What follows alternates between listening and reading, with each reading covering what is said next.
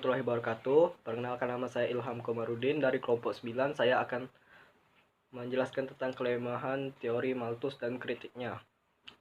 Dari John Stuart Mill mengkritik Malthus dengan mengatakan bahwa manusia dapat mengontrol perilaku demografisnya, antara lain mengendalikan fertilitas. Dan Marx juga mengkritik pendapat Malthus dengan mengatakan bahwa jumlah penduduk yang banyak tidak harus menimbulkan kematian, antara lain dengan mengimpor bahan makanan, memindahkan penduduk ke tempat lain, dan peningkatan pendidikan penduduk. Dan beberapa ilmuwan melakukan kritik tentang kelemahannya. Secara garis besar, kritik terhadap tersebut adalah Malthus sebagai berikut. Pertama, dari revolusi pertanian seperti bibit unggul, varietas baru, insektisida, pupuk, dan perangsang tumbuh, manajemen usaha telah meningkatkan produksi pertanian, perikanan, dan peternakan secara berlipat ganda dalam waktu yang sangat singkat.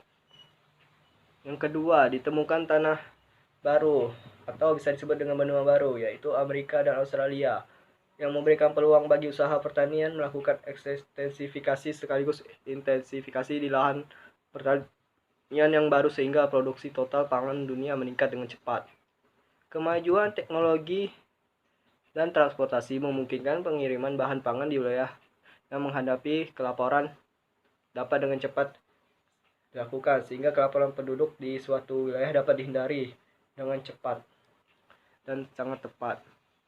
Dan keempat, tidak mempertimbangkan keinginan pasangan suami istri dan pasangan usia subur melakukan usaha pembatasan kelahiran dan menggunakan kontrasepsi.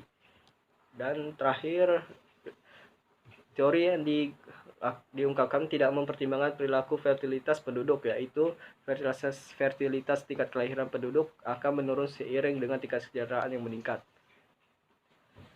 Dari Malthus juga terdapat pengekangan perkembangan penduduk dapat berupa pengekangan segera dan pengekangan hakiki mutlak. Yang dimaksudnya adalah pengekangan adalah pangan, sedangkan pengekangan segera dapat berbentuk pengekangan preventif dan pengekangan positif.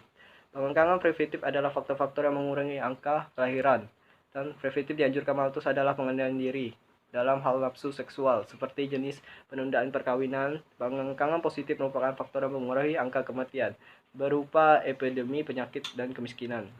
Teori yang dikemukakan Malthus terdapat beberapa kelemahan, antara lain Malthus tidak yakin akan hasil preventive checks. Kedua, ia tak yakin bahwa ilmu pengetahuan dapat mempertinggi produksi bahan-bahan makanan dengan cepat. Ketiga, tak menyukai adanya orang-orang miskin menjadi beban orang-orang kaya. Keempat, ia tak membenarkan bahwa pengembangan kota-kota merugikan bagi kesehatan dan moral dari orang-orang mengurangi kekuatan dari negara. Malthus terlalu menekankan keterbatasan persediaan tanah. Meskipun itu adalah seorang pengajur industriasi dan penggunaan tanah secara lebih efisien, dalam kenyataannya setelah Malthus menunjukkan perbaikan teknologi pertanian seperti menggunakan pupuk buatan, pestisida, dan lainnya yang efisien menghasilkan peningkatan produktivitas. Dan terakhir, dia itu kurang mampu memperhitungkan bahwa penemuan terbaru teknologi unggul dan industriasi dapat memberikan efek yang cukup berarti pada peningkatan tingkat hidup. Teori Malthus juga tidak berlaku bagi negara-negara barat, tetapi masih berlaku di negara Asia. Dan itu memang benar dan berlaku sepanjang masa. Dan golongan yang setuju dengan teori Malthus, meskipun ada beberapa tambahan atau perubahan pengikut ini disebut dengan neo-Malthusianism, dan mereka beranggap itu mencapai tujuan hanya dengan moral restraints dan bisa disebut dengan berpuasa menunda perkawinan, dan itu tidak mungkin. Mereka berpendapat bahwa untuk mencegah laju cepatnya peningkatan cacah jiwa penduduk harus dengan metode birth control dan menggunakan alat kontrasepsi. Sekian dari penjelasan saya. Terima kasih.